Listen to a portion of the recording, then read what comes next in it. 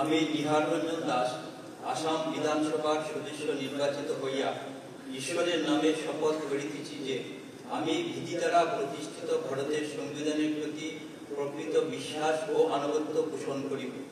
আমি ভারতের সার্বভৌমত্ব ও সংহতি রক্ষা করিয়া চলিব এবং যে কর্তব্যভার আমি গ্রহণ করিতে চলিয়াছি তাহা বিশ্বস্তভাবে নির্বাহ করিব।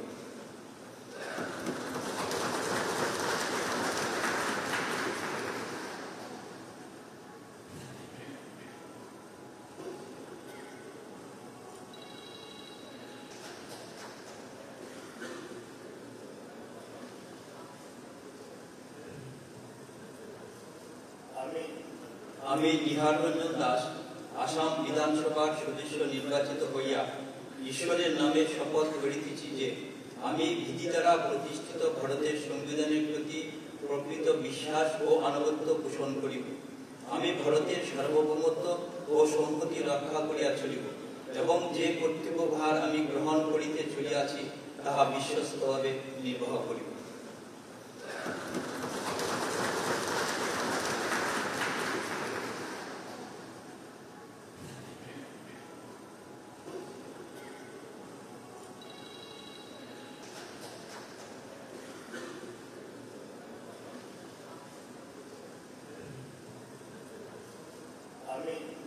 আমি নিহার রঞ্জন দাস আসাম বিধানসভার সদস্য নির্বাচিত হইয়া ঈশ্বরের নামে শপথ করিতেছি যে আমি বিধি দ্বারা প্রতিষ্ঠিত ভারতের সংবিধানের প্রতি প্রকৃত বিশ্বাস ও আনুগত্য পোষণ করিব। আমি ভারতের সার্বভৌমত্ব ও সংহতি রক্ষা করিয়া চলিব এবং যে কর্তব্যভার আমি গ্রহণ করিতে চলিয়াছি তাহা বিশ্বস্তভাবে নির্বাহ করিব।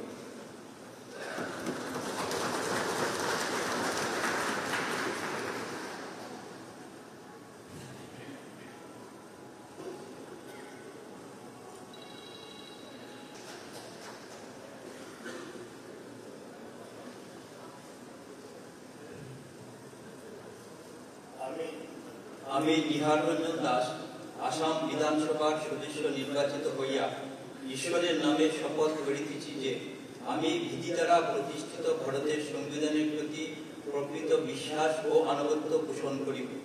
আমি ভারতের সার্বভৌমত্ব ও সংহতি রক্ষা করিয়া চলিব এবং যে কর্তব্যভার আমি গ্রহণ করিতে চলিয়াছি তাহা বিশ্বস্তভাবে নির্বাহ করিব।